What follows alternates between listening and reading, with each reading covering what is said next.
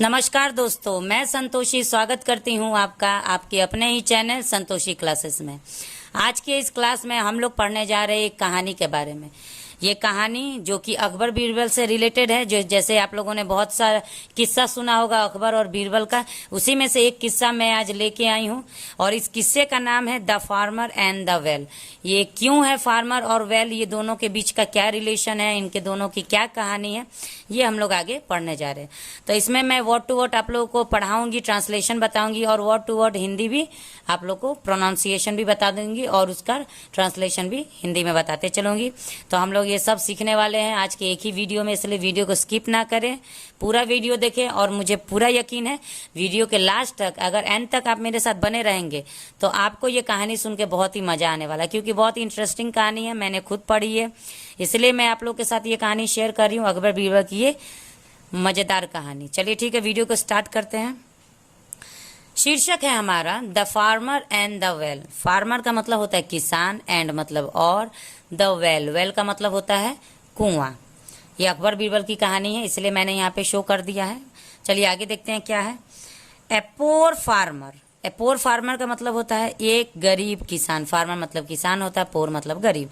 एक गरीब किसान वंस मतलब एक समय, बॉट, बॉट का मतलब होता है खरीदना, तो वर्ब का थर्ड फॉर्म लगा हुआ है बॉट, बाई होता है फर्स्ट फॉर्म, तो यहाँ पे थर्ड फॉर्म लगा हुआ है। बॉट ए वेल यानी कि एक कुआं खरीदा, ये बॉट मतलब खरीदना होता है। फ्रॉम ए रिच मैन, एक बहुत ही अमीर आदमी से, रिच मतलब अमीर होता है, मैन मतलब आदमी, तो बहुत ही अमीर आदमी से एक गरीब किसान ने एक कुआं खरीदा। सो डैट की मतलब क्यों, किसके लिए। He could irrigate, he could मतलब होता है वो कर सके, वो क्या कर सके, इरीगेट, इरीगेट का मतलब होता है सिंचाई, कि वो सिंचाई कर सके। हीज लैंड यानी कि अपने खेत की सिंचाई कर सके। Using the water from the well, using मतलब इस्तेमाल करके। उसने कुआं क्यों खरीदा, क्योंकि वो उस कुएं का पानी को यूज कर सके, यानी इस्तेमाल कर सके, इस्तेमाल कर सके, और इस्तेमाल करके वो क्या करेगा, अपने खेत की सिंचाई करेगा। फ्रॉम द वेल मतलब कुएं से, फ्रॉम मतलब से होता है। द फार्मर यानी कि किसान, वो किसान है। पेड, पेड का मतलब होगा चुकाना, जैसे अगर उसने खरीदा होगा कुआं तो कुछ पैसे चुकाए होंगे ना, तो वही पेड मतलब चुकाया। द प्राइस, प्राइस मतलब वही पैसा। Coated by the rich man, coated मतलब जो मांगा गया था, जो पैसा उस अमीर आदमी से मांगा गया था, रिच मैन से मांगा गया था, वो उस किसान ने पेड कर दिया यानी कि चुका दिया था। द नेक्स्ट डे, अगले दिन। व्हेन यानी जब। द फार्मर किसान। व्हेन टू ड्रॉ वाटर, गया क्या करने, पानी उसमें से निकालने, उसमें से पानी खींचने गया कुएं में से। फ्रॉम द वेल यानी कि कुएं में से, फ्रॉम मतलब से होता है, वेल मतलब कुआं होता है, तो वेल में से जब पानी खींचने गया, ड्रॉ मतलब खींचना होता है, वाटर यानी पानी। ठीक, तो आगे क्या हुआ चलिए देखते हैं। द रिच मैन यानी कि वो अमीर जो मनुष्य था, अमीर जो लोग थे, अमीर लोग ने क्या किया, अमीर आदमी ने क्या किया, वो अमीर आदमी था, वो अमीर आदमी ने क्या किया, स्टॉप्ड हिम यानी कि उसे रोक दिया, किसे, गरीब किसान को रोक दिया। एंड मतलब और। डिस अलाउड, डिस अलाउड यहाँ पे यूज किया गया है, देखिए डिस, DIS लगा देने से इसका अर्थ जो है वो उल्टा बन जाता है। अलाउड का मतलब होता है अनुमति देना, ठीक, अलाउ, मैं किसी काम के लिए आपको अलाउ करती हूँ तो आपको अनुमति मिल जाता है कि ये काम मुझे कर लेना है, लेकिन जब डिस लगा दिया जाता है तो वो उल्टा हो जाता है। डिस अलाउ मतलब नहीं, ठीक। यहाँ पे नॉट और नो हम लोगों ने जाना है कि इसका मतलब नो होता है या नहीं का मतलब नॉट होता है, लेकिन डिस का मतलब भी नहीं होता है। तो डिस अलाउड का मतलब होता है कि अनुमति नहीं दिया, यानी रोक लिया, अनुमति नहीं दे रहा, किसको, हिम, हिम मतलब उसे। फ्रॉम ड्रॉइंग वाटर मतलब पानी निकालने से उसे अनुमति नहीं देता है, उसे रोक देता है। ही सेड, कौन बोलता है, वो अमीर आदमी बोलता है। डैट द फार्मर, उसने, वो कहता है कि तुम जो गरीब किसान हो, तुम गरीब किसान हो।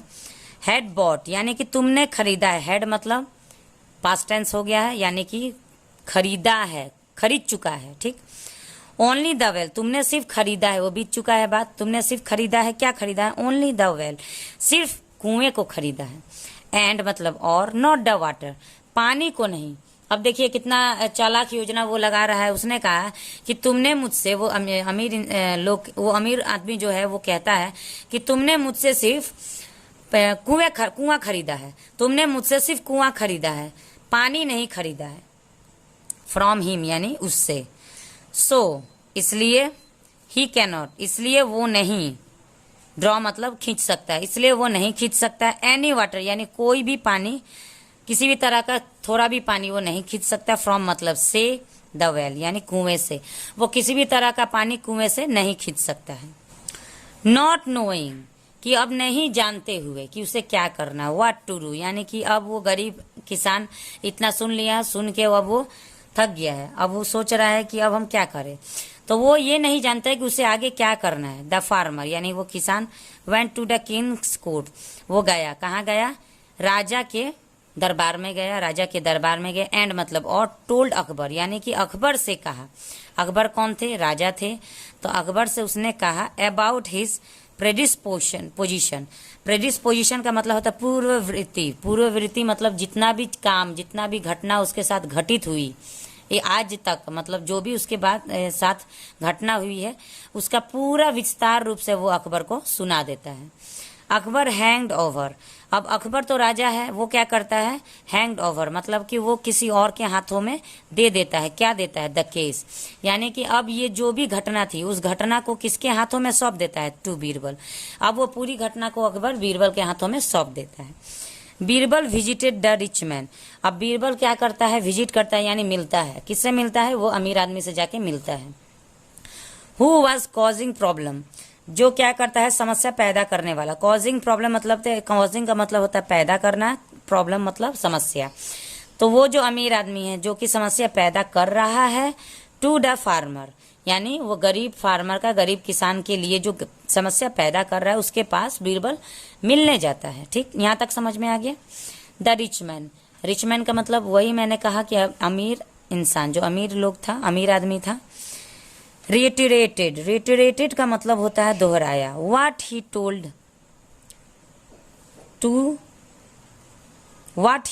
द फार्मर, अब वो क्या करता है कि उसने बात को दोहराया। क्या दोहराया, कि उसने क्या कहा, फार्मर से उसने क्या कहा, ये बात को दोहराया कि उसने क्या कहा कि तुमने मुझसे सिर्फ कुआं खरीदा है और तुमने पानी नहीं खरीदा। यही बात उसने दोहराया, किससे, बीरबल से। टू विच बीरबल सेड मतलब बीरबल से उसने दोहरा दिया है। अब बीरबल ने क्या कहा, बीरबल कुआं बेचा है, उसने खुद कहा कि तुमने तो सिर्फ कुआं बेचा है। एंड मतलब और, नॉट द वाटर, उसने कहा कि तुमने तो सिर्फ कुआं बेचा है, पानी को नहीं बेचा है। टू द फार्मर, तुमने अभी अभी कहा। You will have to move all the water, अब उसने कहा, बीरबल ने कहा, उस अमीर आदमी से कहा कि तुमने तो सिर्फ कुआं बेचा है ना, पानी तो बेचा नहीं है। तो तुम अभी जो अपना पानी, ये पानी तुम्हारा है, मैं मानता हूं, तुमने अपना पानी उसके कुएं में रख रखा है। तो अब तुमको क्या करना होगा, you will have to move, तुम्हें अपने सारी पानी को हटाना होगा। ऑल द वाटर, तुम्हें अपने सारे पानी को हटाना होगा। और या पे रेंट टू द फार्मर, या फिर, या एक तो तुम्हें दो उपाय मैंने दिया है, दो उपाय उसने उसे बताया। पहला उपाय है कि या तो तुम सारा पानी को उसके कुएं से खींचो, क्योंकि अब वो कुआं तुमने बेच दिया है, वो कुआं तो हो गया है उस गरीब किसान का।